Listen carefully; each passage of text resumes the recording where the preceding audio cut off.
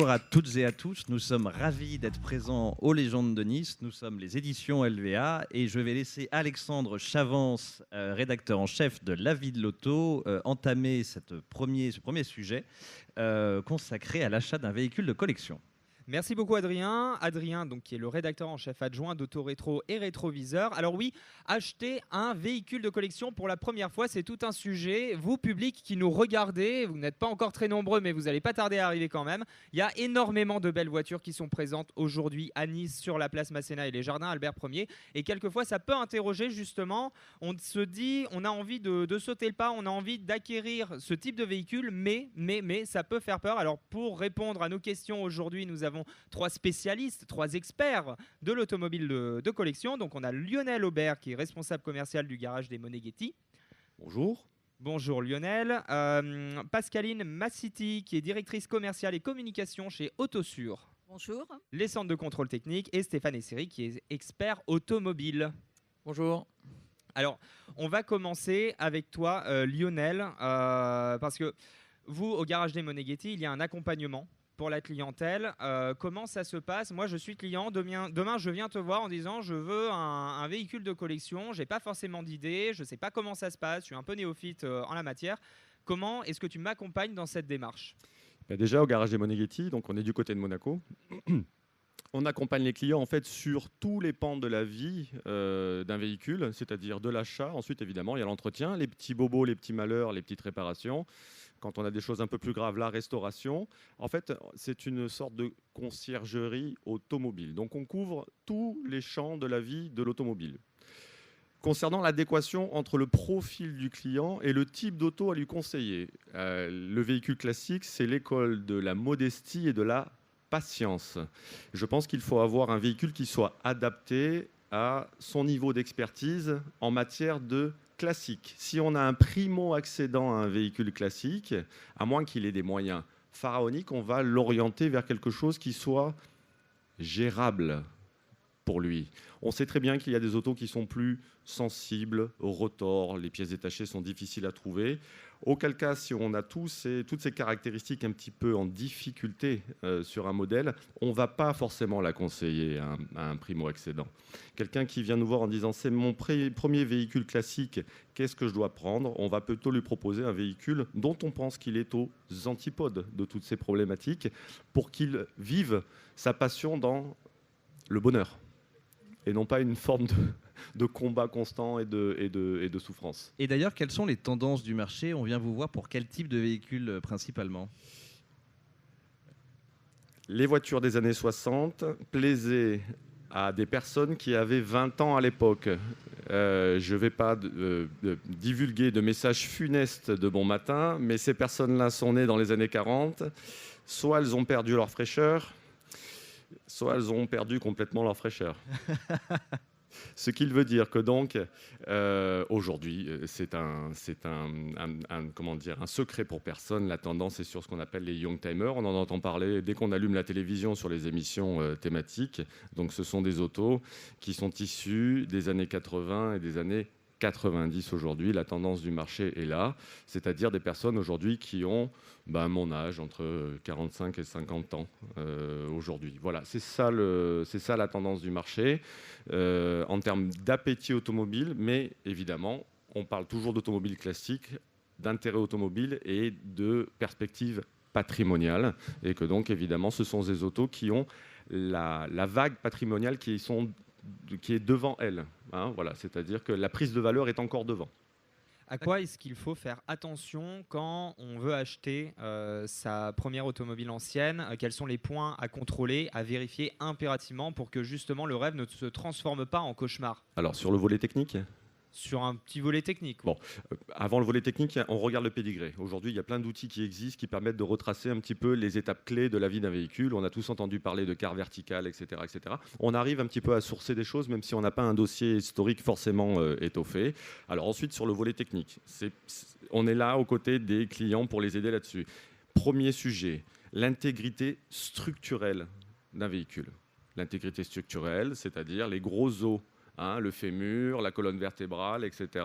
de l'auto. Une auto qui est aujourd'hui complètement rongée par la corrosion ou qui a eu un choc et qui a été mal réparée, ça va être très compliqué de revenir sur quelque chose d'intègre, notamment sur des véhicules à petit prix, puisqu'en fait les travaux à mettre en œuvre pour retrouver une intégrité ne peuvent pas se justifier financièrement quand on a une auto qui vaut 20 ou 30 ou 40 000 euros. C'est impossible. Première chose donc, contrôler l'intégrité structurelle d'un véhicule. Une fois qu'on a passé cette étape ensuite, évidemment, on va sur la partie mécanique. Mais je pense que le point d'entrée sur la mécanique, je vois Jérôme, qui est le patron du garage des Monéghetti, qui est en train de me filmer. J'espère qu'il ne me contredira pas.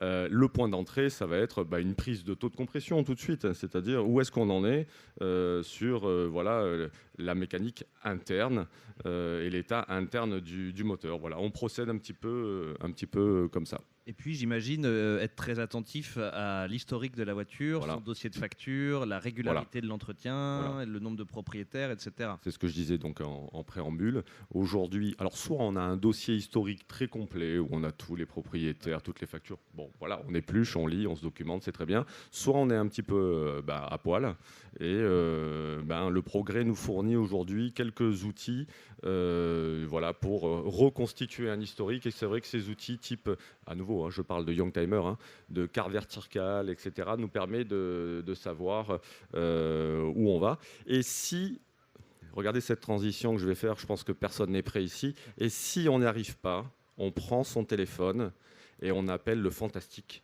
Stéphane Esric. Qui est donc expert automobile. Qui est expert automobile et il va lever toutes vos angoisses. C'est une formidable transition, justement, et c'est parfait, puisque Stéphane, tu es expert automobile. Les néophytes n'ont pas forcément conscience de ce que ça représente. Est-ce que tu peux nous expliquer ce qu'est un expert automobile? Quelles sont ses missions? Alors, l'expert en automobile, d'abord, identifie une auto. Donc, il doit indiquer si le véhicule correspond bien à la carte grise. Une fois qu'il l'a identifié, en ce qui concerne ses missions de valeur, il doit constater l'état du véhicule, carrosserie, groupe motopropulseur, etc.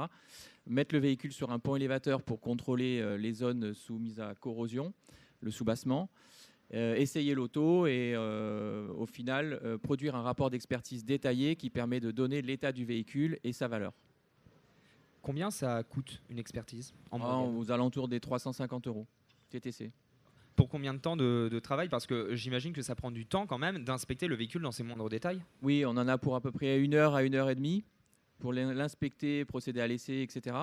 Ensuite, on a toute la partie rédaction, recherche, étude de marché. Donc on est sur minimum 3 heures sur le dossier. Et donc vous faites un essai de l'automobile quand vous l'expertisez ou... Oui, c'est là où on s'aperçoit vraiment de l'état du véhicule en fait. Et il y a combien de points de contrôle? J'imagine que ça dépend d'un véhicule à l'autre. Alors oui, j'ai pas calculé le nombre de points de contrôle comme le contrôle technique, mais il y en a énormément. On contrôle les épaisseurs de peinture. Après, ça peut aller vraiment très loin. On fait des assistances à achat.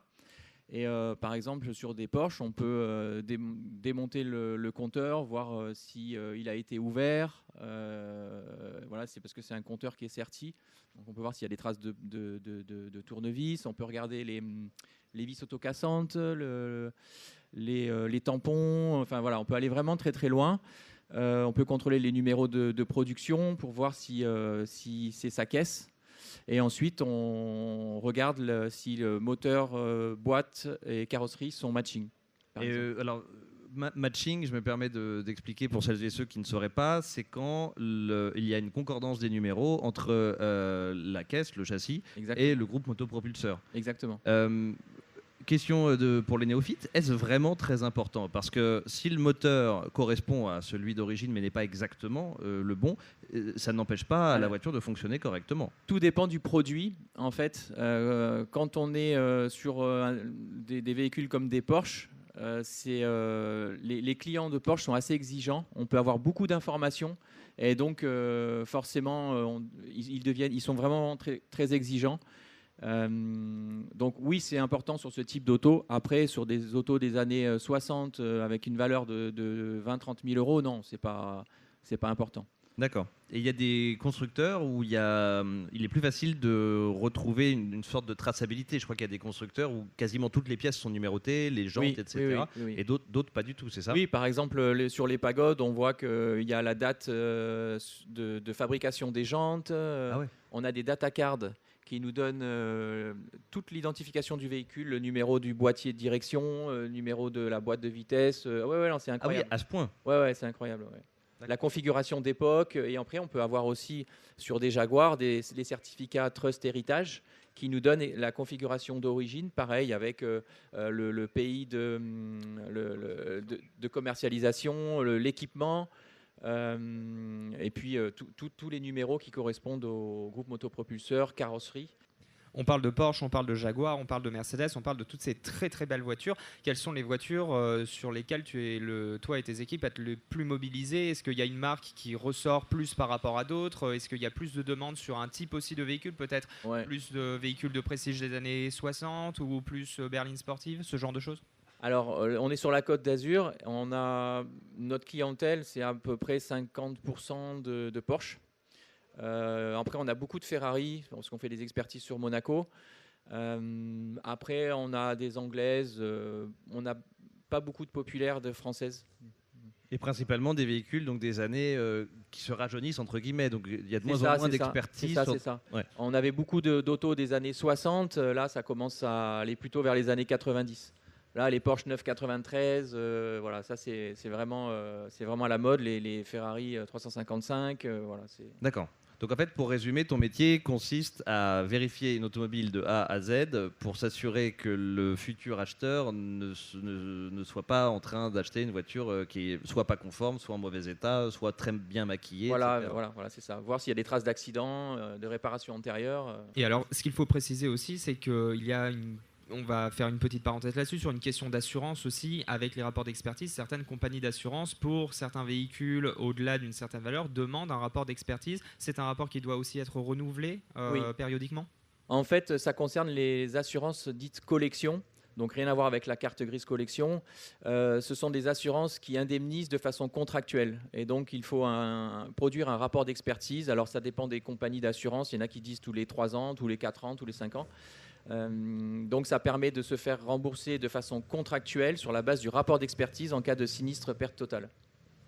Alors, on parle d'assurance collection. Tu as évoqué la carte grise collection aussi. Je vais passer au volet contrôle technique avec toi, Pascaline. Les voitures en carte grise collection doivent passer aussi un contrôle technique, sauf celles d'avant 1960. Tu m'arrêtes si je dis des bêtises. Quelles sont les différences entre un passage d'une voiture en carte grise collection et une voiture qui n'a pas de carte grise collection? Il y a quelques différences sur le contrôle technique. Je voulais juste rappeler que le contrôle technique, ce n'est pas juste une vignette. C'est vraiment venir passer un contrôle, c'est pour sa sécurité. Et ça, c'est très important, parce qu'on s'aperçoit que ce n'est pas toujours l'objectif. Donc aujourd'hui, pour les cartes grises de collection, bien sûr, c'est un passage au contrôle technique tous les 5 ans, au lieu de tous les 2 ans, comme pour un véhicule normal, même pour ceux qui ne sont pas carte grise de collection. Donc ça, c'est quelque chose d'important. On parlait de points de contrôle. Pour les experts, nous, on a normalement 132 points de contrôle. Pour les véhicules de collection, on en a 124, ce qui est tout à fait logique, puisque aujourd'hui, des véhicules de collection, on ne passe pas le règle-phare, la pollution, le banc de freinage. Il y a des points, bien sûr, qui ne sont pas soumis.